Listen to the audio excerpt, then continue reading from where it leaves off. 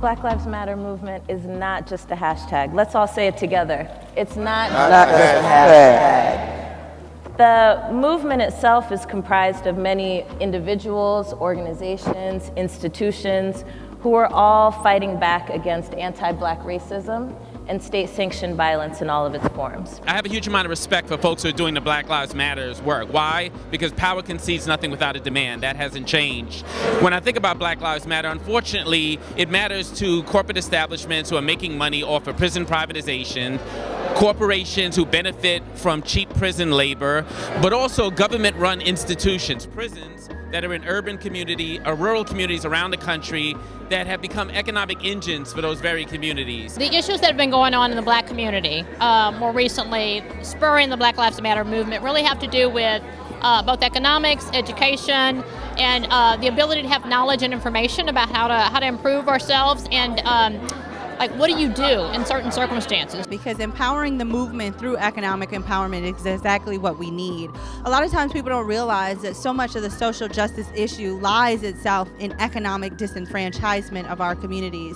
That the crime statistics that we have, that the imprisonment statistics that we have, and even the illegal drug market that has infiltrated our community is primarily predicated off the fact that we don't have opportunities and access to jobs and business ownership. It's going to take a massive effort by people in the United States and hamlets and cities and states to really consciously understand that this cycle will not be broken unless each person considers themselves an individual battler, an individual soldier, an individual implementator of change.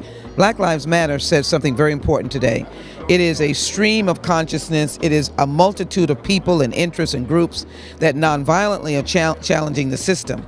But what they said is that these groups are diverse and they're all over the nation. Find a way to associate yourself with Black Lives Matter. Be part of a change that you can monitor. I believe that if we built more businesses in our communities and employed more of our own, we would be able to lift ourselves out of some of the poverty that it plagues our communities. The best things that we can do as federal government are ensure that we are listening, we are bringing them to the table as we continue to do policy making, rule making, regulations, but also providing them a platform to tell their own stories so that we can ensure when they say Black Lives Matter, people hear them for what they're saying. People don't hear them saying your life doesn't matter, but instead my life hasn't mattered, and it's critical for us all to consider how we ensure that my life matters and the children that I have and the children after them are also seen as full citizens of these United States.